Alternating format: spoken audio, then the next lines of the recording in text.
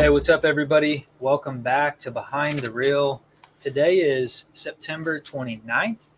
It is Wednesday. We're doing these podcasts a little bit earlier. Hopefully you guys, apparently it's 8 and 30 seconds here. I've been reminded by Mr. Jacob Ward. Hold on, I'm getting a little bit of feedback. Okay, so we're doing an 8 o'clock start time. Let me know what you guys think about that. It's going to give everybody just a little bit more of an opportunity to stay engaged here. And I know a lot of you guys have said, it's too late and people are having to sign out early. So let me know what you guys think about the 8 o'clock start time. I'm liking it myself. But anyways, guys, let's go ahead and get to it. As you know, we have Ryan Brooke. He is here to talk about his most recent win at Dorado Lake this weekend. There's a lot of chatter around this lake. You hear it referred to as the Dead Sea. And I think that Ryan proved to us that there is still a fish or two left in that lake. So it'll be kind of cool to hear about that. And there were some other fish caught that day as well. So I'm excited to get to that. First, I do want to mention for all of you guys that fish the Kayak Bass Nation Kayak Series this year, we are having the state championship this Saturday at Melbourne. So if you fished with the KBN Kayak Series this year, you are going to earn a qualification to compete in the state championship and in turn fight for that spot to represent the state at the national level. So there's going to be a tournament held in conjunction with the Bassmaster Classic, and that'll be a pretty big deal for you to be the lone person. So there's one person that's going to earn this spot. So because of the amount of anglers that we had in the series, we're only able to send one. But we are going to also, so just for you guys that may not be in the know, we're going to do a $40 entry fee. Those entries are going to go back to whoever earns that spot and help them pay for their entry fees and help them get to the tournament. So, but we're going to do a $10 optional big bass pot, and that'll be paid out in cash the day of. So we may possibly award two winners that day. So also another thing that we have coming up here, Jacob, you can correct me if I'm wrong, but they have a championship. The Southeast Kansas Kayak Anglers, have their championship coming up the following weekend at Timber Creek Lake or at Winfield City Lake, whatever you guys want to call it. It is known as both. And I believe that is the 9th, October 9th. So let me know if I'm wrong there, Jacob, but I believe it's just the following week. So, and then the other big one that we have coming up is the All-American. That is going to be at Truman again this year, October 22nd, 23rd, 2-day event. And I have posted the Angler of the Year standings on the Air Capital page. So as of now, it looks like those standings are going to hold true. So if you are in the top 10, then you will earn a spot to fish that event. Now, something else to keep in mind is that some of those guys are going to earn a spot through NECA first. So we'll have some trickle down spots. And so just get with me, guys, if you are interested.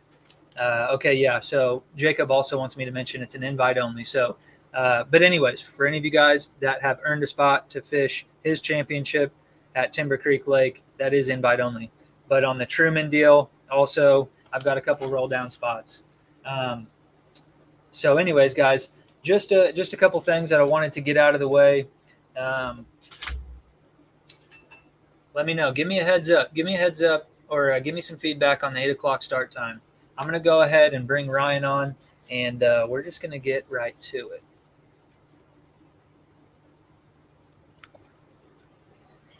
All right, Mr. Ryan Brooke here in the house. What's up?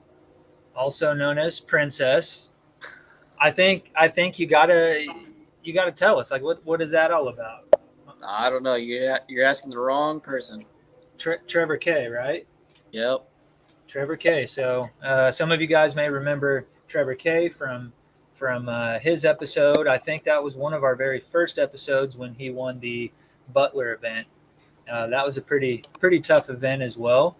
As far as conditions go, Butler was a little bit better as far as the weather. not a lot of fish caught, but we'll get to the specifics of that day and that lake. But first of all, Ryan, I just want you to kind of give a brief introduction of yourself, and just kind of give us a little bit of a backstory on fishing, and maybe even more specifically how you got into kayak fishing tournaments and stuff. Well, I started bank fishing like most people, with your dad, grandparents, whatever. Mostly my dad. I really didn't get into fishing real hard until I moved to Oklahoma.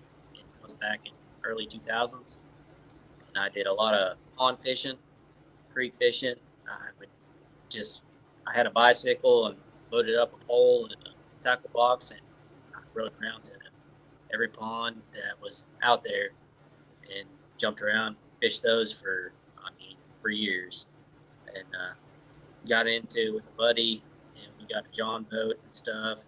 We'd hit the creeks, and he had access to thousands of ponds, and they were really good ones, and we'd fish those constantly.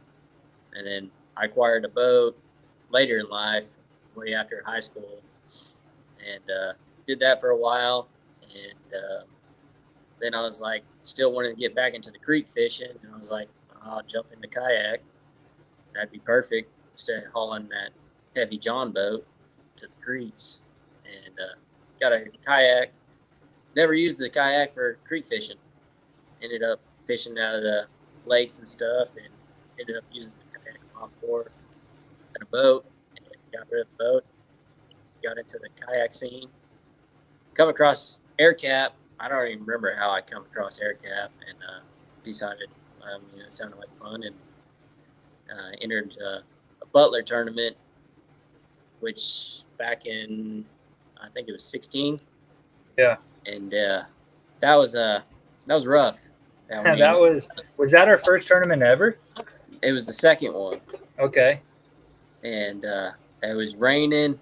It was like 40 degrees, windy, typical Butler weather out there, I think.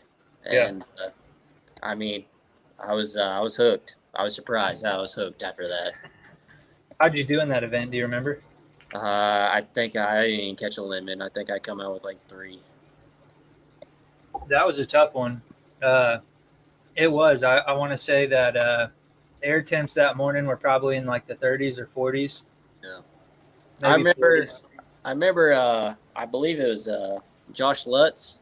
His tent blew off in the lake that day. And just lost it. It's still there. Yeah. Yeah, I think Steve was there that day, and he packed it up early and just went home. Yeah. And then one of my buddies actually fell in that day. Do you remember that? Yeah, I remember that part too. He was screaming and hollering, and he was freaking out. But he was more concerned about his phone. He's like swimming around trying to find his phone. I'm like, dude, get the hell out of there. But heck yeah. So you've been around Air Capital for a long time. So we talked about you've got a trophy up there from, it must have been 2016, I believe, or so. And then you won one out at Gary with a big old like 20. Do you remember how big that fish was out there at Gary? I want to say it was only 22, 20 and a quarter. It wasn't. Oh, okay. I thought it was okay. Well, it's still a good fish, but I mean, that was my second kayak tournament ever. So to win one that fast was pretty cool. And you seem to keep your name up there. I mean, no matter where you go, you're always in the mix. It seems like so. And now, when you were riding your bike, to go fish the creeks and stuff like that, like how old were you? I wasn't able to drive. I'd say between 12 to 15 years old. Yeah. And I did that. Daily. Right after school, I'd jump on my bike and go. And I'd be gone for. On the weekends, I'd be gone for 8 hours, just fishing. Heck yeah. So I don't know. Sometimes I think that, the more time on the water that you spend, the better angler you're going to be. What do you think is it about you, like your style of fishing? What do you think it is about you that attracts the fish to you? And and maybe that has to do with like your style of fishing, but have you ever been able to put a finger on it? Um, you just kind of seem to find yourself around the fish. I just like to catch fish. I mean, Yeah. Dakota Payne, he made a comment a while back, and he said, reason why I'm decent or good, whatever, is I make a lot of casts. I make more casts than most. And I mean, I kind of feel like maybe it's true on that part, that I make a lot more casts than most people. Are you pretty quick to ride an area off? Like, are you making a handful of casts and dipping out, or? I like to move fast. Yeah, I'm Yeah. not one to sit there and drag a jig or a worm. I definitely move fast. You like to power fish? Yeah. So, crankbaits, spinnerbaits, chatterbaits, A big buzzbaits. spinnerbait. Yeah. I do like my top waters, uh, buzz baits, spooks. I'm probably known for my spinnerbait fishing mostly. What's your favorite spinnerbait? Uh, I got a bunch. Oh. I got a bunch, but one that that's stuck. I've caught a lot of fish, a lot of really good fish. Is one I used at El Dorado, and it was a Strike King. It's Indiana blade and Colorado blade, straight chartreuse, half ounce. I've had a lot of success with that. All chartreuse. Skirts, all chartreuse. Painted blades, did you say? Just gold blades. I Gold blades. prefer my blades to be gold. Gold over Any spinner, and gold or copper is my go-to. Jacob says pink. That sounds more like a princess color to me. I do. I'm known to throw pink. I like Okay. pink spinnerbaits. I've had success with pink spinnerbaits, but I mean, most of the water I fish, the type of water I fish, chartreuse and white is my go-to. When would you throw a pink? Clear water, probably. Clear water. Clear What do they water. think? But, I throw pink in dirty water too, and I've had a lot of success. But not typically a spinnerbait. It'd be more of a pink worm that I would throw in dirty water. Matt Scoochis here wants to know: are you throwing it year round? Yes, especially early. Early in the year? Yeah, I mean February to through April, I catch a lot of big fish. I probably caught my biggest fish, and it was through y'all, your online group back in 2016. Maybe that's the one I was thinking about, because it was like a 21 or plus, or right? I caught I believe it was 22 3/4. That's probably the one I was thinking of then. Yeah. That was on a. Do you remember which one that was on? Was that on your chartreuse? Or? Yeah, it was on that chartreuse. Heck yeah. So, okay, so talk about El Dorado. I think you had started somewhere, maybe caught a fish or two. Go through that. Go through like how you decided to move and why you decided to move. Can you take me through that kind of decision making process that you went through? Well, I'm not big on pre-fishing. I'm just not a fan of it. I don't like to show fish what I'm throwing the day before. I mean, I might show up a month ahead of time and pre-fish just to get a feel of the lake. But yeah, I mean, I showed up 2 days before. I actually had a date the Thursday before, so that one didn't count.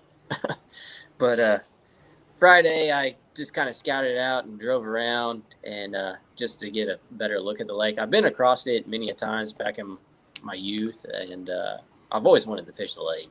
It looks great. And I'm a big creek guy. Trevor knows that. He knows I like the shallow, dirty, muddy water. Yep. And El Dorado was perfect for that. Especially in the creeks. Yeah, and I ended up having some spots picked out ahead of time. I pre-fished a little bit, but I was just trying to get a feel of the water and just see what was out there. Really wasn't. I didn't fish any areas that I was going to fish during the tournament day. Okay. And tournament day, I ended up fishing a creek that I had picked out. Just, I mean, it looked good. It went up a ways. And Marco and his dad was there.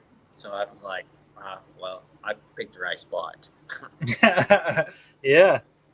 And I fished it, went up it. I ended up with 3 fish.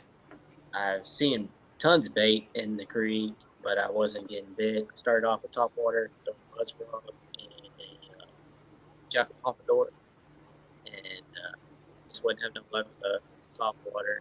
Started throwing my spinnerbait once daylight broke, and caught 3, missed 1, and I decided, ran into Marco on the way back out. He said he hadn't caught none at that time, and I saw him. He was dragging plastic, and I'm not about that. So I got out of there. Told him, man, I'm probably gonna head up to the north ramp.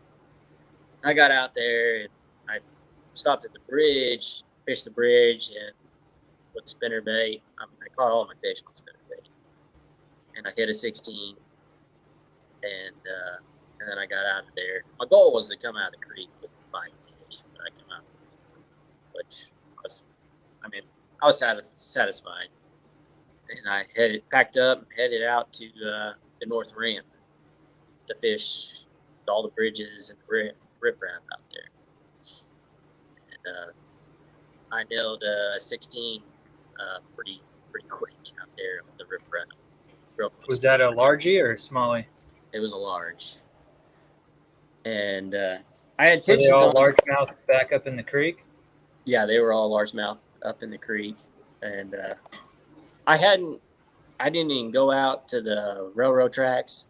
I saw it when I went out for practice, and I knew that was something I was going to hit probably during the tournament day.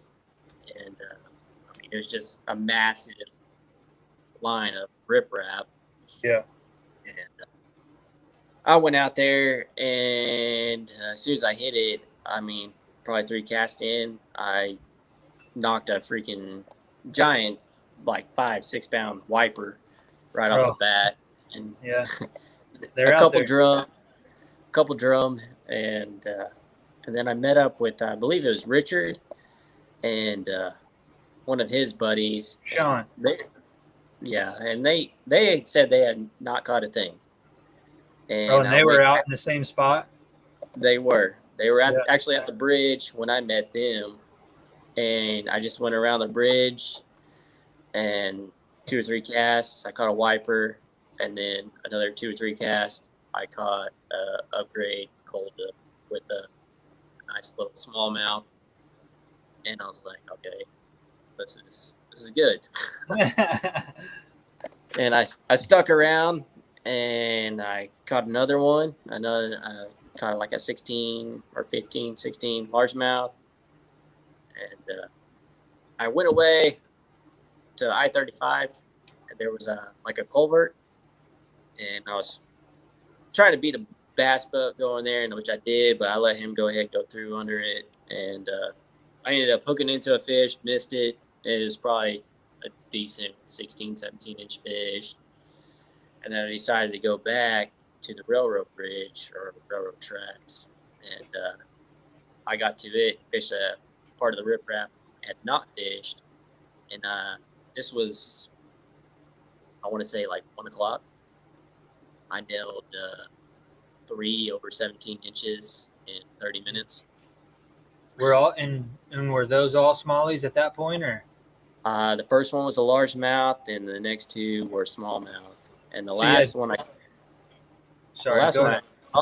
I caught was that 18 1/4, the big smallmouth. Big one, yeah. And I had thrown my spinnerbait.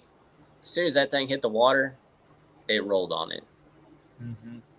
So I knew right then and there I was throwing the right thing. And But I think the big thing that what I saw when I was fishing El Dorado and I was fishing out there the difference was I felt like there was a transition in the watercolor Yep. at that bridge.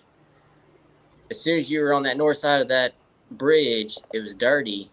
Yep. As soon as I got on that south side, it's totally different color.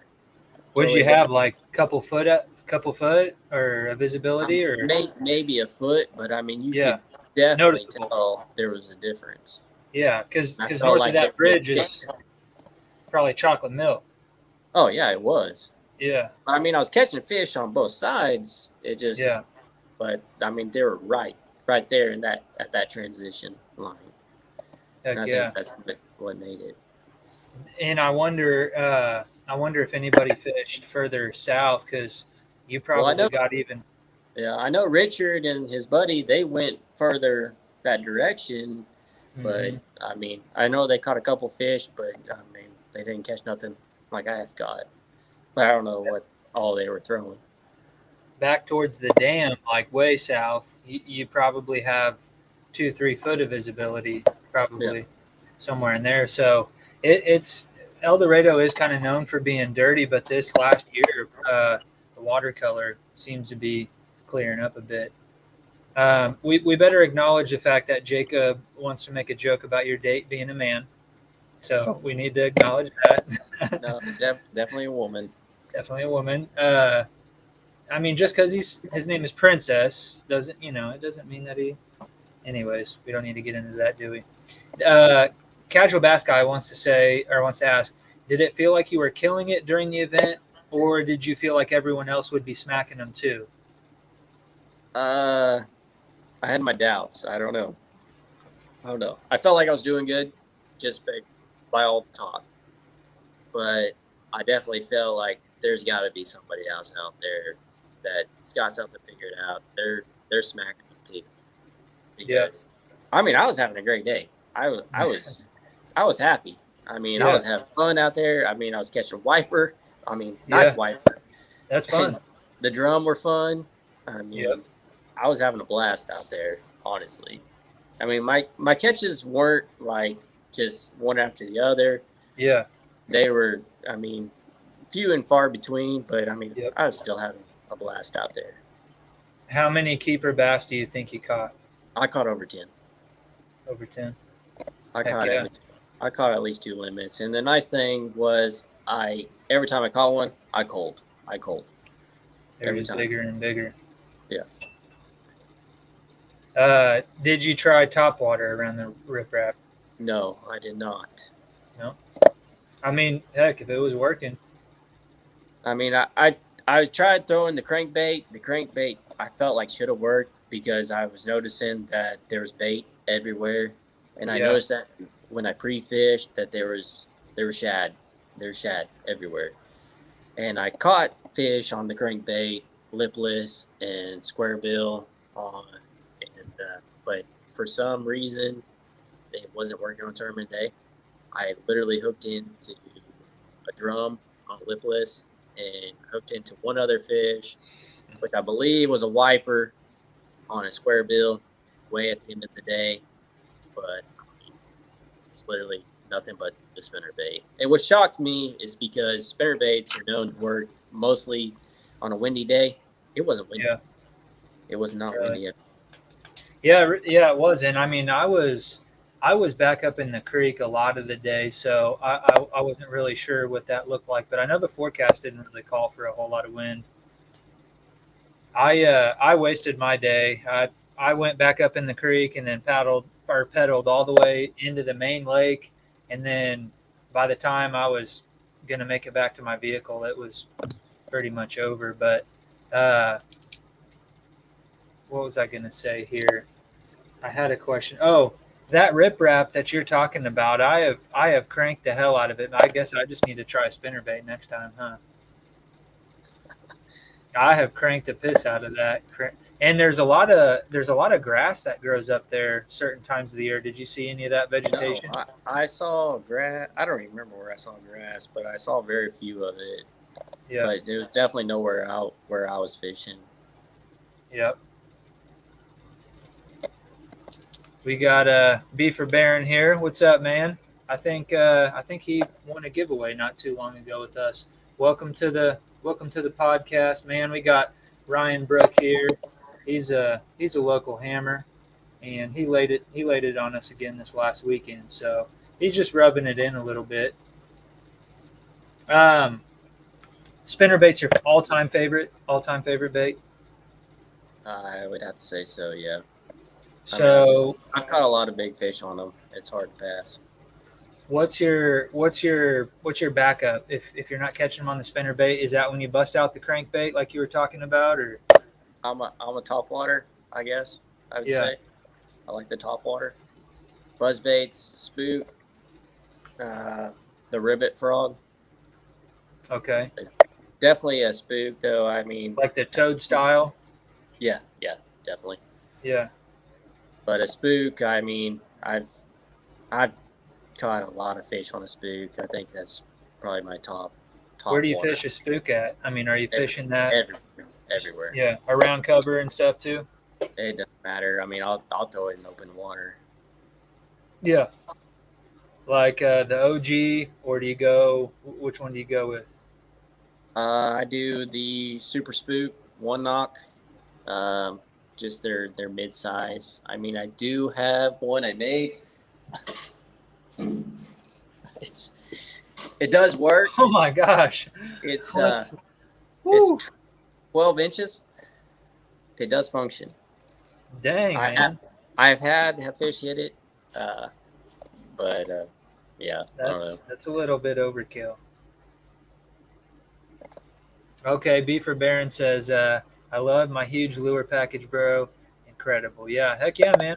Thank you guys. I'm sure we have some new people tuning in tonight. So, guys, tune in. Much appreciated.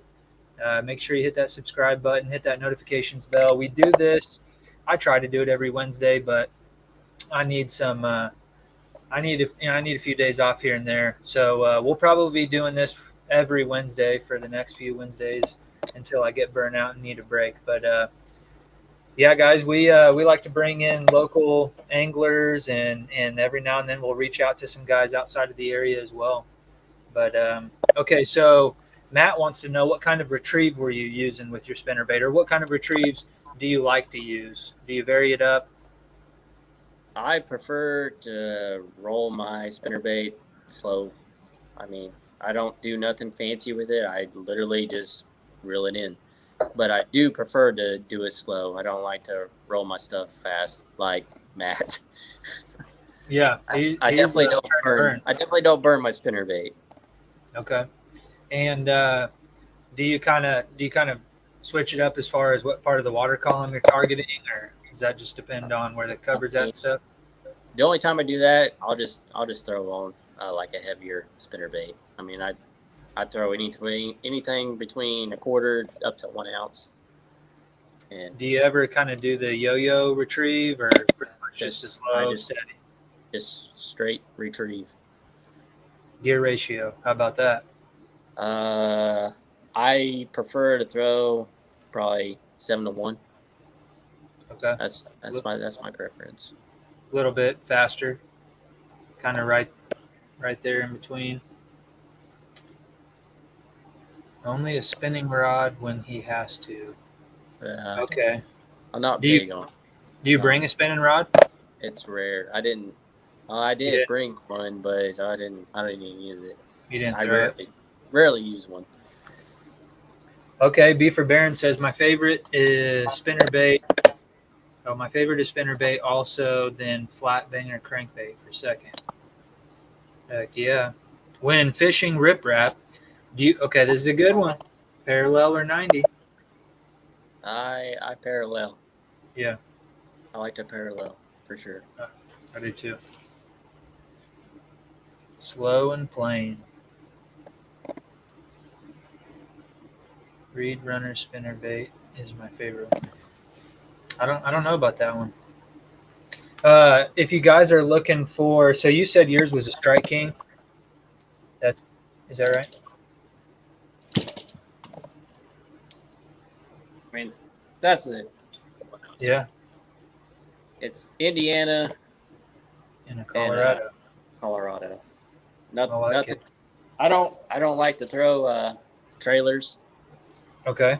I usually prefer not even to throw a trailer hook, but Okay. I mean, I've slowly transitioned to throwing trailer hooks lately. Mhm. I don't know. What do Just, you not like about the trailer? Like the action, or I feel like it's too bulky, yeah. but I mean, fishing with Trevor, he's throwing these big ass baits and catching fish on these things, and I've done it myself. So I mean, the big and bulky stuff. I mean, I'm starting to try it a little bit, but I just on a spinnerbait, I really don't like to throw trailers on them. Did Trevor get you into the swim bait stuff, like the big swim baits? Him and my brother did, yeah. The one you caught out at the strip pits, that was like, was that a glide bait or what was that? It's just a jointed bait, Yeah. three, 4 piece jointed bait.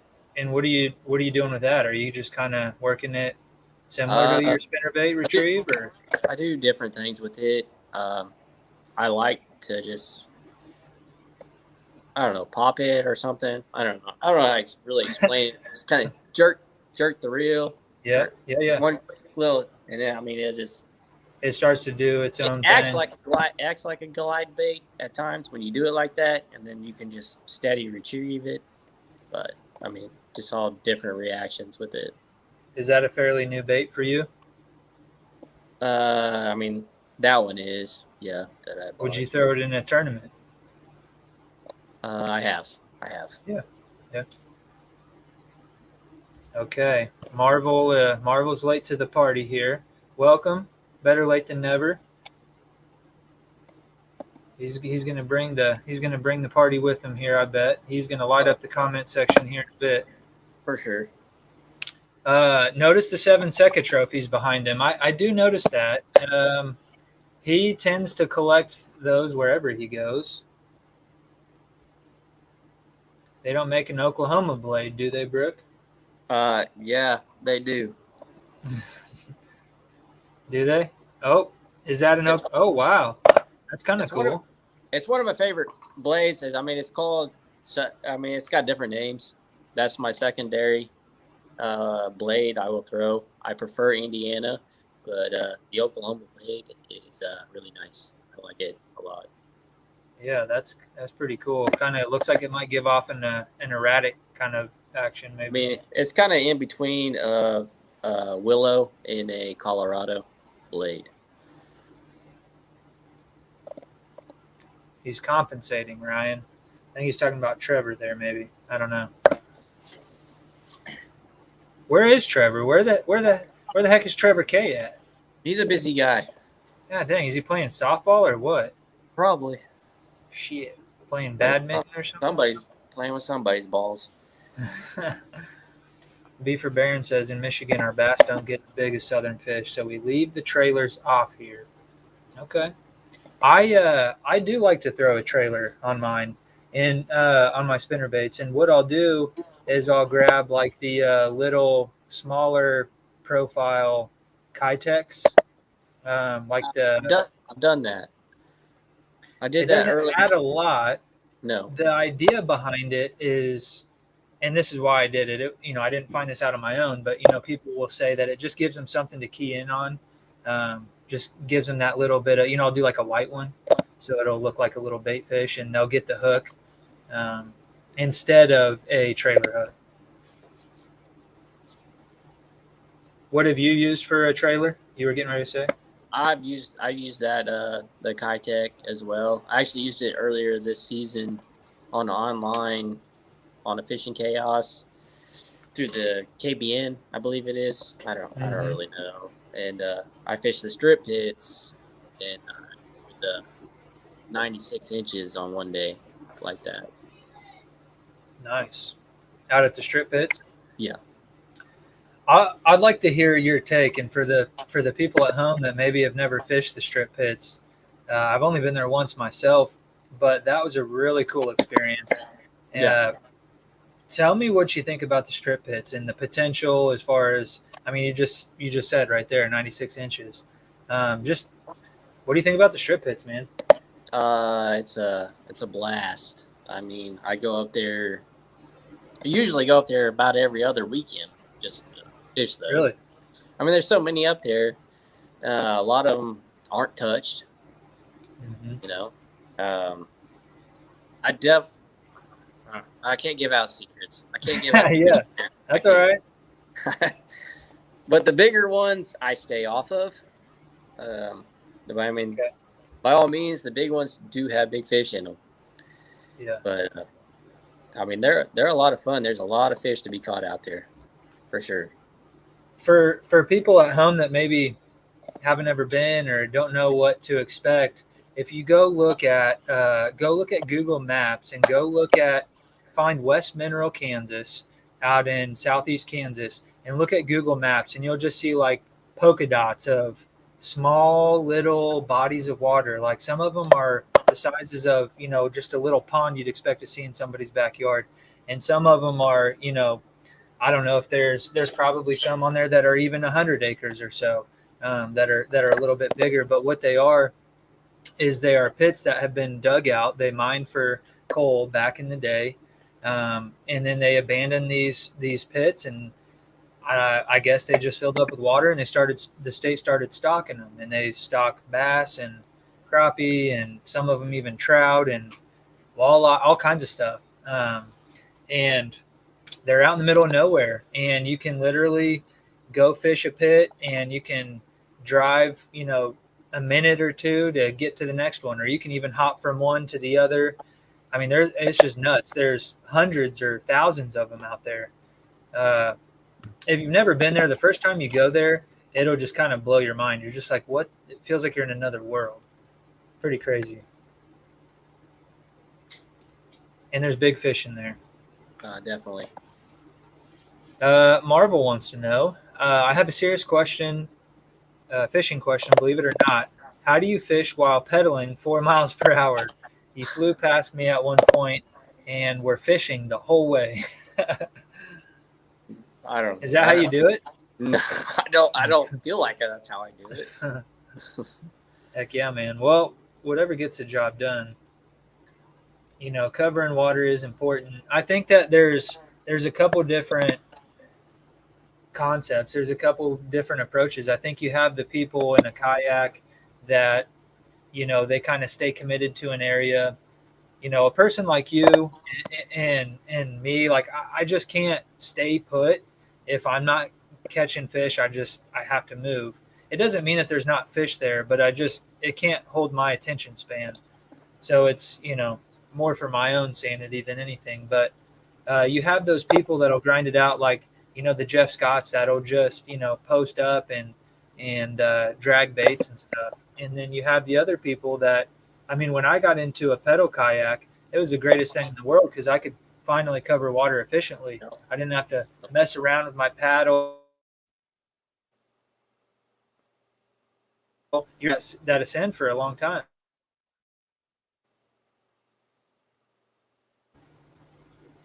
Can you hear me? Yeah, I got you.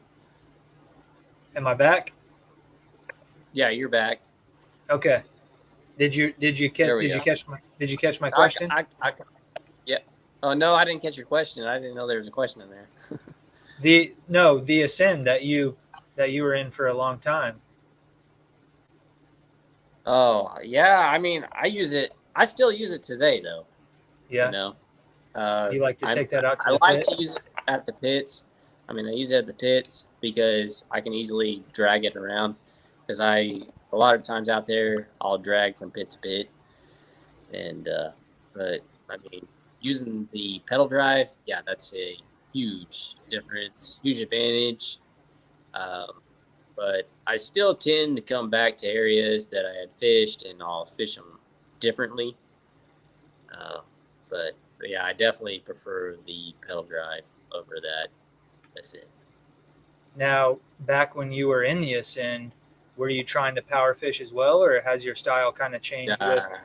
My style hasn't changed. I still fish the very, very same. I just less frustrated. I'm way less frustrated fighting that wind and stuff. So it's a lot easier. Mike says you were flying. on your way south towards the railroad bridge. He was sacking them up, man. I thought I might have saw him out there. I didn't know if that was him or not.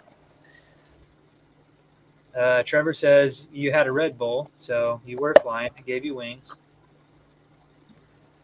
He had to throw his little plug in there, didn't he?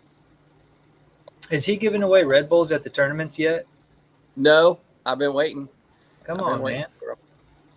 We need to get a Red Bull sponsorship here. Oh, Mike was the guy not catching anything. That was him. He's the one that bounced out early too. Oh, no, he didn't. Well, I don't know if he got off the water early, but by the time he was still packing up when it was all over. Oh, I said Trevor, not Jacob. You know what I meant. They're basically the same person anyway. Okay, so you kind of talked about pre-fishing El Dorado. Kind of talked about not really wanting to show the fish your baits, right before the event. What is your typical pre-fish? What do you typically like to do in that scenario? I map. I like to just map or drive around. I like to see the clarity of the water. I like to see what it looks like. Just like to see the lake in general. I really prefer not to be on the water, honestly. If I do get on the water, which I like to catch fish, and I'm going to get on the water, I'm going to go fish an area that I have no intent on being whatsoever. I mean, if I tear them up there, I tear them up there, whatever. I'm still going to stick to my plan and go fish a different area. But it gives me an idea of what's going on the lake. Because it should be relatively the same throughout the lake on most lakes. Okay. So like on El Dorado, did you say you pre-fished in the creek area or no? No, I showed up to the creek that I was going to fish, and I just threw around a spinnerbait on the bank, and I caught one within 3 casts, and I was like, oh, well, this is what I'm going to use. And I got out of there, and I went up to the north ramp, and I fished it a little bit, and I caught some fish. It was just way dirtier up there, and I was like, I'll just use this as a secondary spot if the creek doesn't work out. And then after that, I went to the dam just to try to catch smallmouth out at El Dorado. Yeah. And I didn't try real hard out there, and I caught a little smallmouth out there, and there was not a whole lot of action. And I just decided to stick with my original plan. Yeah. Heck yeah. So are you pretty good about sticking with your plan then, or do you ever get sidetracked and regret? I get sidetracked occasionally, but most of the time I will stick to my original plan. As long as I stay off the water, I'll stick to it. What kind of cover and structure do you look for? Like when you went to El Dorado, or you can use another lake as an example, but what is your ideal structure cover situation? I like shallow, dirty water. As long as there's some rock and some brush or trees or some sort of structure, not just. I'll fish a mud flat. I do love fishing mud flats, actually, a lot. Caught a lot of fish out on mud flats, surprisingly. But I definitely like that the shallow backwater stuff. If there's a creek anywhere, you're gonna find me there for sure. You're definitely gonna find Trevor here too, because Trevor's he fishes similar, but he'll fish it differently. I'll fish it one way and he'll fish it another way. So. Heck yeah. What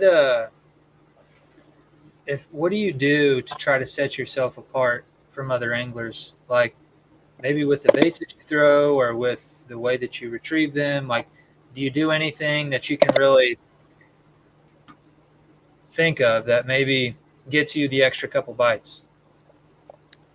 I feel like some people go out there as a competition, and I literally go out there to have fun and catch fish. Like my main goal is to literally catch fish. I don't care if I catch the biggest. I'm not out there targeting. I'm not targeting the biggest fish. I'm out there to catch fish. I want to have fun. I don't want to sit there and stress out or whatever. And I think that's what a lot of people have problems with. They're out there to compete more than they are to actually have fun. So you don't have an issue of you getting down on yourself out on the water if things aren't going your way?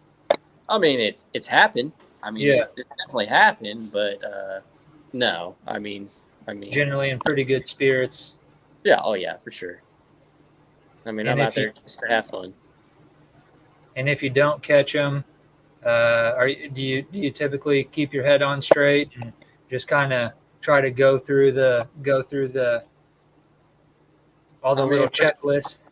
for the most part, I mean, yeah, I have tendency, like everybody else, get out there and get pissed off. You know, you break off on some good fish or something like that. But I mean, I generally keep a good head Yeah. out there.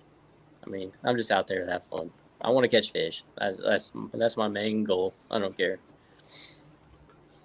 Jacob says if it's wet, he's fishing it. So that brings up another point. You know, you're just out to have fun. You're out to catch fish. You're winning these tournaments. You know, you place well in them. You've got a track record for doing well in the area for sure. Do you have, and maybe you have participated in, a national or regional event? What do you have any interest in that? And like, how do you feel about competing at a higher level? I mean, I'd love to, but I feel like there's a lot of competition there, and I'm not about to make fishing a job. I don't want to do that. I feel like when I fish at that level, it becomes a job more than it's actually fun. Yeah. And I ran into that when I fished the uh, the Possum Kingdom one. You know, I felt like it was more of a job out there trying to cash a check or whatever, be the best out there than I was actually having fun out there. And that's why I probably lean more towards these smaller events. I mean, the people are great. I mean, I'm not saying that the people aren't great at these big events. It's just they're out. A lot of those guys are out there to actually really, really win money, like most people. And at the small events, I mean, they're literally just getting there, hanging out, BSing, and having fun. And Yeah. that's, I mean, it's nice like that. Yeah. Heck yeah, man. Daniel wants to know, what is your favorite place to fish and favorite fish to catch? Uh, I like the strip pits, but I have to say Cedar Creek is probably my favorite place to fish, and definitely bass. I mean, largemouth, smallmouth, spots, but I mean, I'll fish. I fish for anything. I fish for sand bass, white bass. I mean, y'all call them something different up there. We call them sand bass. Y'all call them white bass. Catfish, crappie.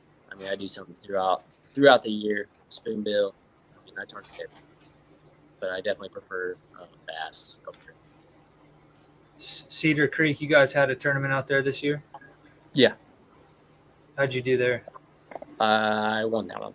Oh, okay. Okay. All right. Tell me about Cedar Creek because I've never been there. It's a pretty clear water, heavily You need to go. tempered? You need to go. I do. I need Yeah. a guide. Can I book you or what? Oh, Marco knows that one too. Yeah. Yeah, he does.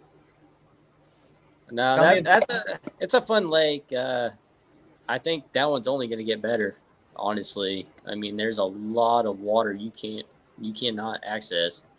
I mean, there's fish that probably never seen a lure, and they probably won't for several years. I mean, there's just so much water you cannot fish. I mean, the trees are ridiculous, and Really? it typically is clear for the most part. I mean, it does have a decent creek that runs through it and will muddy up every once in a while, but most part it stays fairly clear.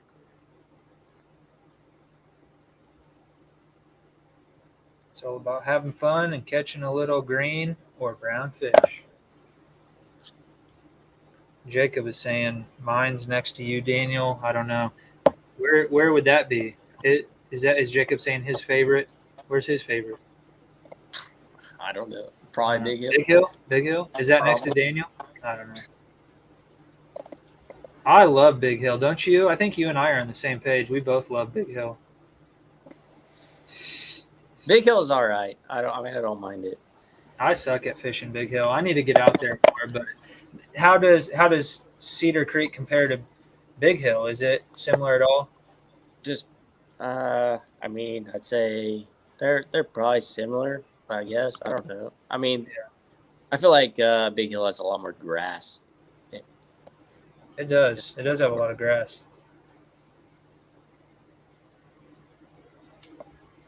Let's see.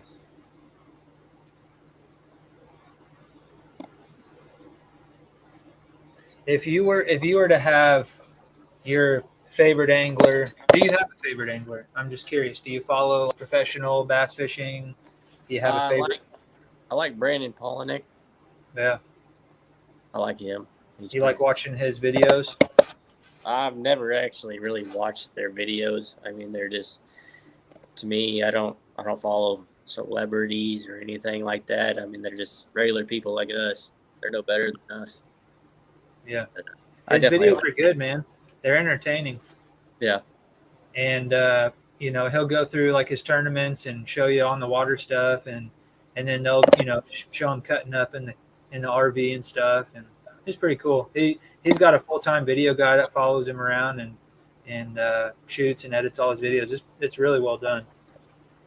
But yeah, Polinick, man, he's a hammer. He just if he was here today and you had a chance to ask him one question, you only had one question, what would you ask him?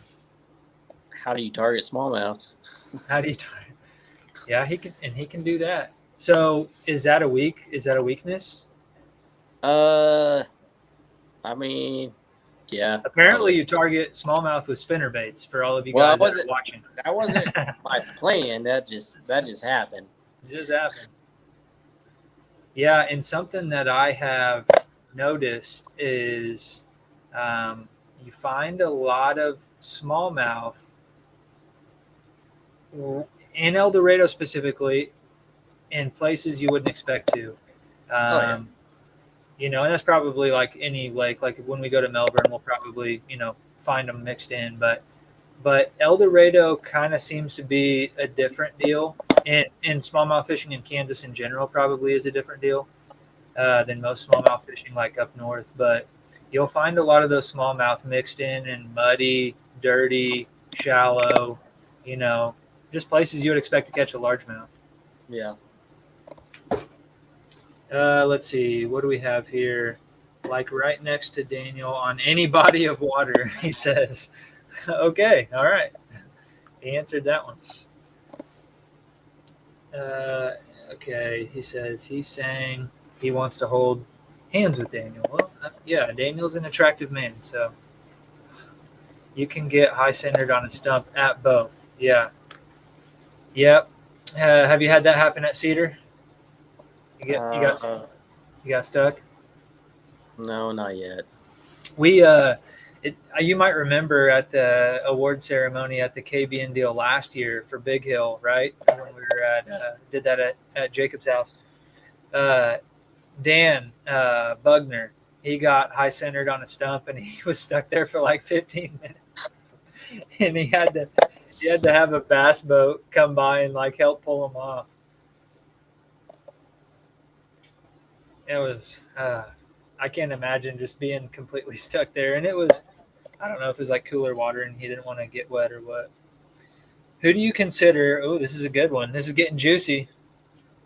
Who do you consider your biggest competitor between Air Cap and ACKA, other than Trevor? Okay. All right. So maybe would Trevor be your go-to?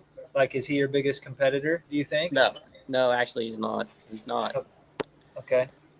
Because you're better than him. No, I wouldn't say that. He's not here to defend himself, so we better go easy on him, right? Honestly, I'd say Dakota Payne. That kid's he's good. He's Okay. good. He can catch them. Yeah, I mean, it doesn't matter where he's at. I mean, that kid, he's good. Heck yeah. Heck yeah. Is he going to be around next year? Do you guys know? No, he's got him a lady friend. Oh, dang. I thought he like went off to college or something. Oh, he did that too, but yeah, it's the lady. It's the lady keeping him from fishing. We'll have to use that to give him crap anyways. Big Hill hates me. It hates me as well, Daniel. It does like to produce some pretty good drum for me though. Oh, yeah. Jacob agrees. I bet you won't see him now with the girlfriend in parentheses there. He's driving back to Pitt on the weekends. So he might come whoop up on us next year. That dude, yeah, he's a youngin', all right? Like 18, Yeah. 19. I mean, he's young, but he came out swinging. And it seemed like I remember when we did a live with him, his mom was pretty seemed like his family was pretty supportive of it too, so that was kind of cool. Yeah. Let's see here. Okay, how about technology? How much does that play a key? Like you talked about map study. How are you doing the map study, and then go into like electronics on the boat? I'm a little far back on technology. I mean, I do use like navionics and stuff like that, but like when it comes down to like sonar and whatnot, I literally use it for depth, locating grass, Yep. and bait. Other than that, like I don't really know how to read that. I don't know what I'm looking at, to be honest with you. Sure. What kind of a map are you looking at? You're not looking at a paper map, are you? No, it's on my locator. On my Navionics. a hummingbird. It's one of the old schools. It's like a 998 or something. It's one of the core units. Yeah. Yeah. They're good units, honestly. I mean, I'm running the Helix, which is basically, a newer version of that. And if you ever do want to upgrade, the Helix is just a natural progression. If you know how to use that unit that you have there, the Helix it operates the exact same way. So, for somebody who didn't want to have that learning curve, the Helix would be a good way to go. Do you use Navionics? Do you have like a Navionics map card, or do you have the Humminbird, like the Lake Master map card? No, I have a Navionics. Okay. The one thing cool, if you ever do want to look into another map chip, is the Lake Master, and the cool feature about it is it has shading options. So you can go through and highlight, like your shallow water and different depth zones. So when you're doing like your map study, looking at El Dorado, you'll see like underwater islands or like long extending points and creek channels and all that stuff will just stick out really well. Pretty cool. So that's what you did for El Dorado was, do you have it like hooked up in your garage or something where you can look at the map that way? I mean, I'll just pull the unit off and just hook it up to a battery, and that's usually how I do it. Cool. What are like? Do you have goals? Do you have like as far as how you do in the club? I mean, is a goal to Angler of the Year? Is that a goal, or I know you're kind of just doing it for fun, but yeah. I mean, I definitely like the competition side of it. I mean, it's fun, bragging rights, whatever, throw it in some people's faces. But yeah, I mean, like a big reason why I fished El Dorado was AOI. I was runner up for that with ACKA. It was between myself, Kevin Kerr, and Daniel. And I mean, I'll let Jacob announce that one. But, yeah, I mean, that was a big reason why I fished El Dorado. I mean, I wanted to fish it for a long time, but that was the main reason I was out there to beat those two guys. Heck yeah. No, that's cool. Heck yeah, man. So and then you would have I think when it comes down to it, you would have placed third or tied for second in Air Capital, and I think the tiebreaker probably would have gone to Matt. I would I would assume just like in a big bass, and this is probably something I should have figured out as the tournament director. But if you do like a big bass tiebreaker, just go down to the next biggest fish. So go back Yeah. down to the next highest score. Well, I actually would have had the first tournament that I didn't screw up on in Butler, and I left that identifier out of one fish. Oh, okay. I forgot all about that. I dropped 3 or 4 places in that tournament. Oh, so you would have had AOY because Yes. you were only 1 point off or 2 points off from winning. Yeah. Dang, man, that stings a little bit. You could have been Angler of the Year in both clubs. That was kind of my goal this season, and okay. so that was. Hey, man, dude, that's crazy because I guess I forgot all about that, but obviously you didn't. No. That one's gonna burn a little bit. Not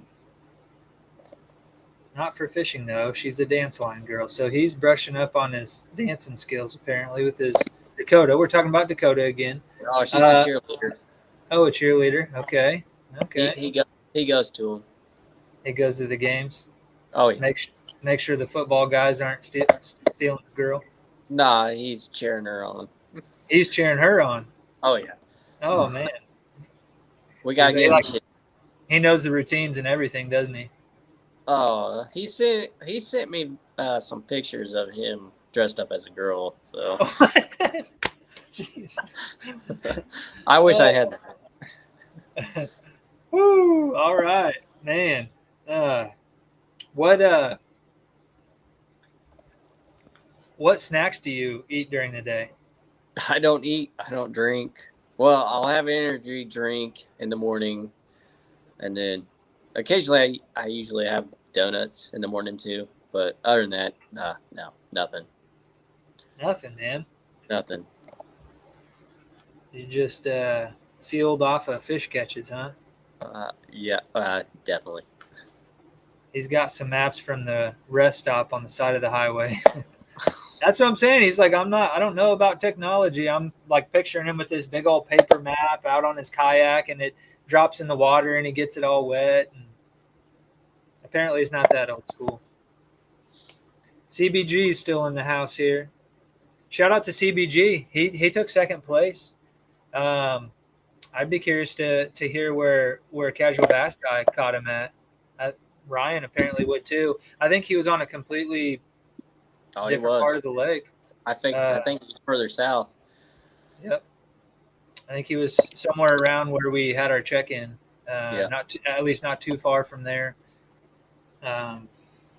So yeah, that would be cool to hear. And then Marco, he did his thing back in the creek. That's a typical Marco thing to do. I was a cheerleader in college. 35 girls, 11 guys. Okay, that's a good ratio, I guess. Jacob was like the stunt. He was like the stunt girl. They were throwing him up in the air.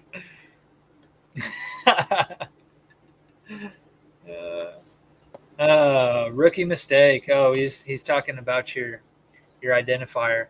You know who else? I wonder if Blacklight Bassin is still on here. Justin Maples, because he gave me a lot of shit about.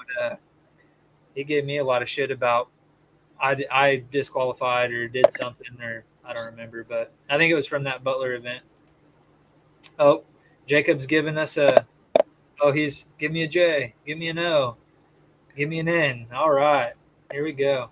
We should be cheering on Ryan, not John. John didn't catch any fish. I'm just here to reveal all the mysteries that are surrounded by Mr. Ryan Brooke. So everybody jokes about how mysterious you are and about how you don't like to give up your secrets. But everybody knows. Well, but you tell them, they just don't believe you. Yeah, they just don't believe me. They don't believe me. You didn't throw a spinnerbait. I mean, I'll be honest with you though. I called Kevin out when we were camping. He's caught on to what I do, and he's tested it out on the water, and I see him throwing the same baits as I do. So they definitely created some competition this year between him and I. Oh, so you created the competition. I guess. So he's been throwing the spinnerbait. He has. He actually Yeah, won a tournament, or I think he was up there at the top when he threw a spinnerbait, and I did not, and I failed. so that was your sign to go back, huh? Yeah. Um, okay, so back on the spinnerbait subject here. Do you ever throw a chatterbait? No, I hate chatterbaits. Underspin? Yes. Oh, for You do. sure. Roadrunners. Roadrunners. I mean, it's not. I know it's not the same Like a underspin you're little talking about. Oh yeah, like under a roadrunner, like crappie jig, roadrunner. on baitcaster or what? Uh, well, I mean, I'll throw it on just anything really. Uh, I do throw another style of spin. It's inline spinner. It's one I make for bass fishing. I've caught Okay. a lot of nice fish. I got one. I mean, I don't know if you can Yeah. see. Okay. It's kind of, is that like an Indiana blade or Oh, it's the Oklahoma blade, that's the Oklahoma? just a smaller version of it. And I throw those quite a bit. I mean, I used to. I haven't thrown them much this year. Trevor gave That's me a lot cool. of crap for it last year. So Did he? yeah. Marvel says he loves chatterbaits. Jacob says you still owe him one of your handmade baits, apparently. CBG says Z-Man Double Willow Finesse spinner baits are amazing little spinner baits. I wonder if that's what he caught him on at El Dorado. That'd be kind of a that'd be There crazy, was wouldn't it? there was a few guys that I heard said they caught them on spinnerbaits. So Yeah. I was just one of them I stuck with it. the only fish that I had bite, I got him up to the boat and lost him was on a spinnerbait, and it was on a trophy bass company. If you ever get a chance to get a hold of one, or you can go buy one online. Um, but they're the Ozark Flash spinnerbaits, and they're double willows. Hmm. Um, but they have painted blades on them. Like one side of them will be painted, and the other side will be silver. I think they have some like bronze ones and stuff. I really like those a lot. But the other one too, the other spinnerbait that I've thrown a lot in the past was, oh crap, I'm drawing a blank on the brand of them, but they had like a little an Indiana blade or an Olympic blade, or they had kind of a different deal. I'm drawing a blank, so forget I said anything. What about Guggen Squad clickbait? I don't know. I've never thrown it, but is Uh, it kind of I'm not a goog. not a Guggen? I don't throw googs.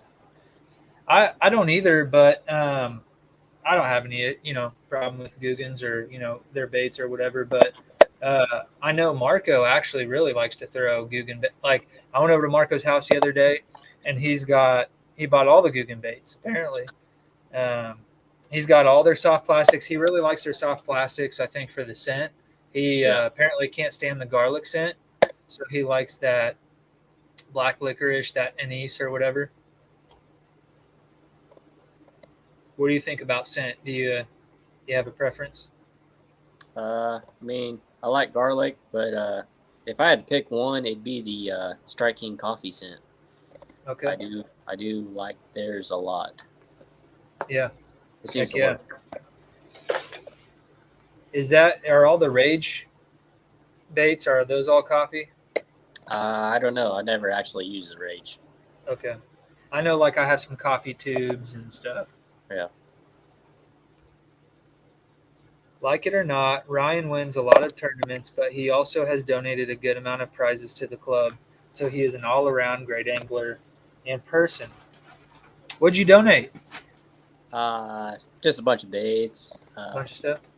Yeah. Just Heck stuff I don't. I mean, I've collected over the years, thought I would use, and I just never used, never touched. Yeah. Heck yeah.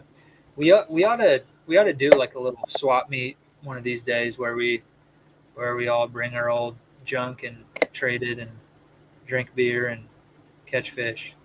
But yeah. thumbs up if you guys are in. That sounds like a good deal to me. We ought to all meet at El Dorado Lake, and we can all launch from wherever Ryan says, and we'll feed him. We'll bring hamburgers and hot dogs, and we'll get him nice and liquored up. That way he just takes Well, obviously us. it doesn't work. That didn't work. They tried to do that to me the night before. Okay, you were camping out there. Yeah. Did you pack a tent or just sleep in the I truck? just slept in the truck.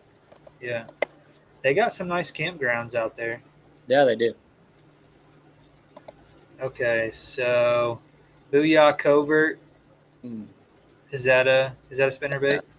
I don't know, but I don't use Booyah anymore. I've had a lot of issues with them, with the actual spinnerbait itself breaking. And, Okay. I mean, they have a spinnerbait that I do like, but I mean, just their wire. I don't know what it is about their wire, but I've lost so many spinnerbaits just snapping within first 2 or 3 fish, and it just They just snapping. break. Yeah, I mean, I don't know why. I mean, Feel like a weak point. yeah. Purple Meps, number 5, Farm Pond Killer. Purple, what color spinnerbait do you go inline spinner or whatever? Do you go chartreuse with that too, or? No, I prefer probably white, pink. Actually, I would probably say pink or orange. Honestly, Really? Pink or orange. Scent is a must. I'll trade my kids for some good stuff. There you go. Does he even have kids? Is that the plot twist? He doesn't even have kids. Hell yeah. Okay. Pulled my 4th and 5th on spinnerbait in the last 20 minutes. Just didn't totally figure it out soon enough. Yeah. So they started to figure you out, Ryan. Yeah. So, all right, man. Well, I don't know. I think we could probably keep going on and on here, but okay. Here, I got one more. I got 1 or 2 more questions, maybe. What is your best 5 fish limit in a kayak tournament? Is it that 96? Like a live tournament, I guess. Let's say. That wasn't even a live tournament. Okay. Actually, I believe it's 89 inches. That's it. 89. And that was the first tournament I fished with ACKA last year on strip pits. Strip pits. Heck yeah. Cool. Cool. Oh, we got another. 12 and 8. I don't know. Maybe somebody can translate. Oh, 12 and 8 years old. Kids, probably. Okay. All right. So he's got kids. He's got kids for trade. Anybody got some good baits? Hit up Mike. He's got a 12-year-old and an 8-year-old. They're probably not good at doing chores around the house if they're anything like my 12 and 8-year-old. Ask them to sweep the floor and it'll look like even worse than when they started somehow. I don't know how that works, but it's good to hear that you're dating, Ryan. So maybe we'll have a little Ryan running around here one day beating us in kayak tournaments. Maybe. Oh, we got one. How do you fish these fall bass? Because it seems like they just turned off last week. I'll let you answer that, Ryan. This last tournament, I felt like there should have been some sort of fall bite, and personally, the way I've caught them before, it didn't seem like it because I'll catch them a larger bait. In the fall, I feel like you downsize. The bait they're chasing is typically small. Honestly, this time of year, they're chasing those newborn frylings and everything, the shad, little stuff. I've had a lot of success with smaller blade baits, which is basically just a silent trap, rattle trap. Yeah. But definitely, I feel like downsizing in the fall is a must. But I mean, you can still catch them on bigger baits for sure. But I do typically in the fall I catch usually smaller fish, and a lot of them. a lot of them.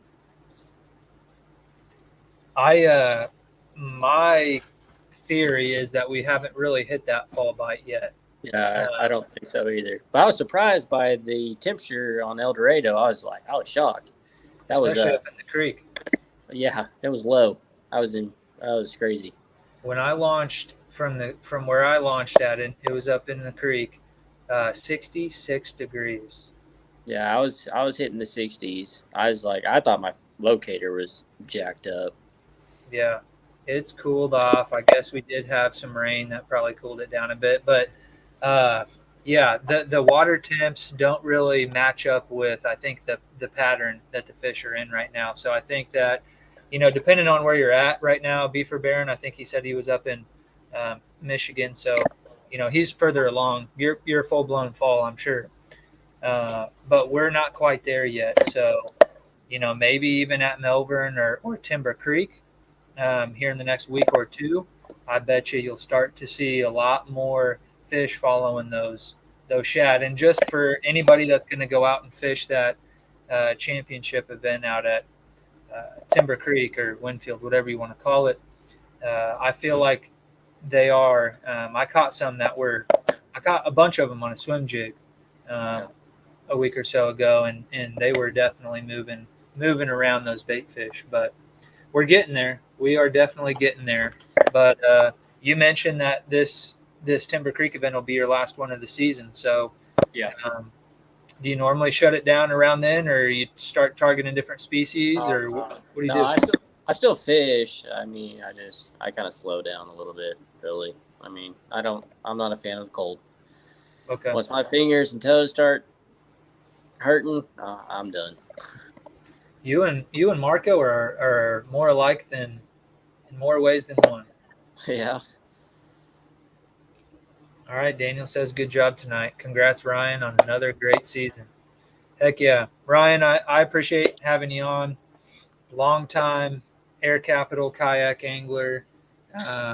You've even seen these new groups sprout up over the years, and you've done your thing with them as well. And really cool to see you still around. There's a lot of people that come and go in the kayak fishing world, and people will move on to different hobbies or whatever. And yeah, man, enjoy seeing you, enjoy having you around. And I'm definitely going to be throwing the spinnerbait a little bit more often because of you. Hope not. I'm gonna throw a spinnerbait from now on every single tournament. I'm gonna go pre-fish events with a spinnerbait just so you don't catch fish. Okay.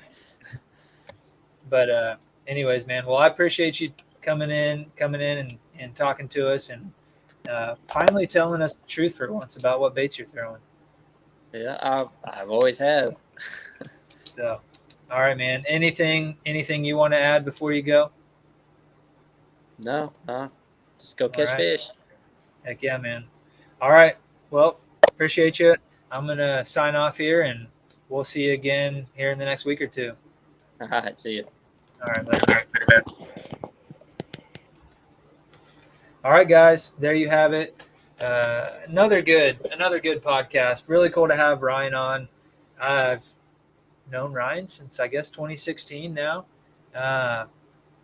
5 years I've known the guy, and he's always a pleasure to be around. He's always friendly, and he always whips up on us. That is one thing that I could change about Ryan. If I could change anything, that he wouldn't always beat me. That's all right. Somebody's got to do it. So it is funny. It is funny that there's been a lot of mystique around what Ryan catches them on. I think that some people just have a knack for catching fish. Some people are just good at it. Some people have, certain techniques dialed in that they're going to catch fish no matter what.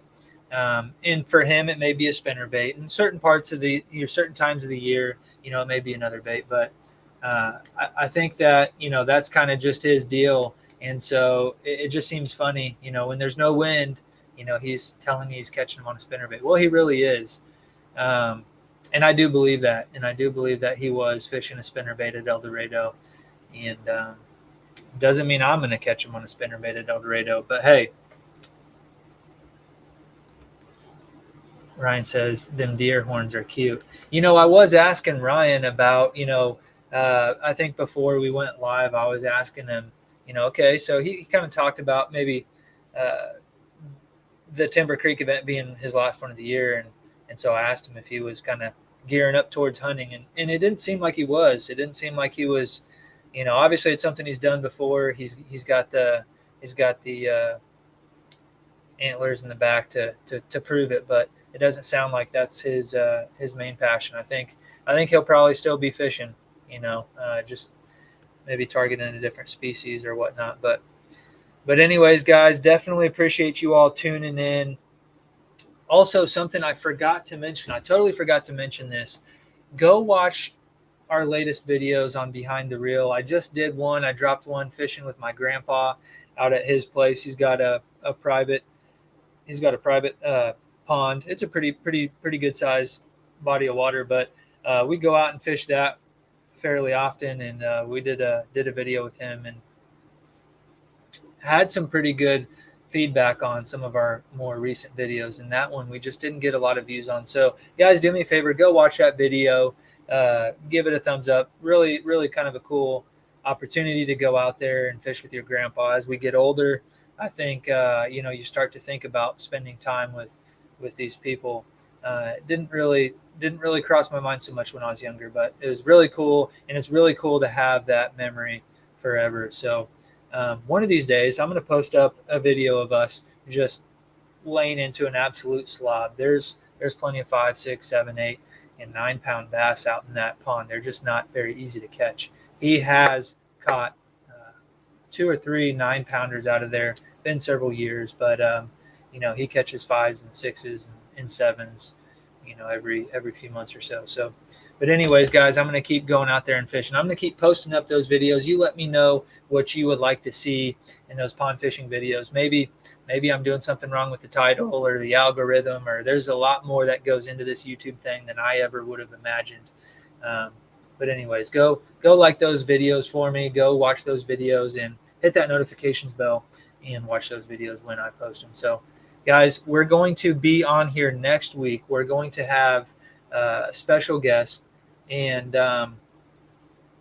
Lil J, 9 pounds. That's in Kansas. It is a private. It's an old rock quarry, is what it is.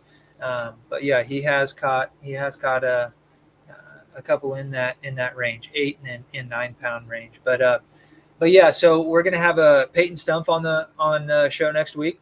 And he is a airbrush. He does custom paint jobs, and specifically he likes to paint big swim baits. So for any of you guys that are a fan of fishing these big swim baits, we've talked about them quite a bit here recently. Here's one that I have picked up. This is a 6-cent draw. We've had Edwin Chardon on the show as well. He is Legal Dope Swim Baits, and he makes the Nuisance Wake that I have caught quite a few good fish on this year, and I will definitely be throwing that at our next event for sure. Out at Melbourne, I will be throwing that. So what a smoke show. Oh yeah 9 pounder for sure. Can you do a beard care video? I don't sure I can. And you know what, we do have a beard sponsor, and that is going to be Beard Unlimited. So sorry, I got confused there, because we do have Bearded Baits as well. So we've got 2 beard sponsors. We've got Bearded Baits, which they make baits, and then we've got Beard Unlimited as well. So this beautiful beard that you see here has been taken care of by Beard Unlimited. So if you guys need some beard oil or some beard balm or a brush or a comb or anything to do with the beard, go over to Beard Unlimited. Check those guys out. They have been a supporter of the club for the last 2 or 3 years now. They're a Wichita-based company, but they do ship all over the country. So a shirtless beer care video. I will do that just for you, Jacob. I may just send it to you. I don't know if anybody else wants to see it, but I'll definitely do a beard care video, shirtless, just for you. But guys, I appreciate everybody tuning in. We went an hour and 25 minutes here. I appreciate you guys hanging in there with us. I think we have some really good content We have some really good content that focuses on this region specifically. So you guys let me know the next guest you would like to see on this show. We did miss several winners from local events, that I just wasn't able to make schedules, meet up with, or I may have got sidetracked and never even talked to them. But you tell me, guys, post it in the comments. Let me know, who do you want to see on the show? What kind of fifth are you talking about, Yak Man? What kind of filth are you talking? Oh, okay. I don't know. Jacob's being a goofball. By the way, liked Eldo, would fish it again in a heartbeat. That is also some of the feedback that I like to hear. El Dorado has scared a lot of people away. It does have a reputation for being very tough, but when we get 22 people out there and we have an 86-inch limit take the win, you can't complain about that, and then Ivan, I think, was like, mid to high 70s, and Marco was not too far behind. So, we did have a lot of people out there struggling. I think that's going to come with it, but I think that that's just something that we got to work through. We need to try to put more people on that lake. We need to maybe try to do more events on that lake, just try to get people together and just do a fun one, even if that's what it takes. But I think that the more data that we collect about that lake, in the long term, the better. And it'll help people, be able to put more fish in the boat and build confidence. El Dorado is not one of those lakes that, everybody's just going to go smash them. It's not one of those lakes, but I think it's definitely worth revisiting again. So Daniel, appreciate the feedback there for sure. Anyways, guys, yeah. So Peyton Stump will be on the show next week. I kind of got sidetracked. Some of the paint jobs that he is really well known for are painting the Chads. The KGB swim baits become very popular over the last couple years, and he is painting them for Baitworks. If you guys are interested in picking up one of those, you can head over to baitworks.com and pick up one of these Chads that have been custom painted by him. So, guys, he'll be on the show next week. But I'm going to go ahead and sign off here and probably just take my old butt to bed. But appreciate you guys tuning in. I'm signing off. We'll see you next week. 8 o'clock. We're going to shoot for 8 o'clock again next week. All right, guys. Have a good one.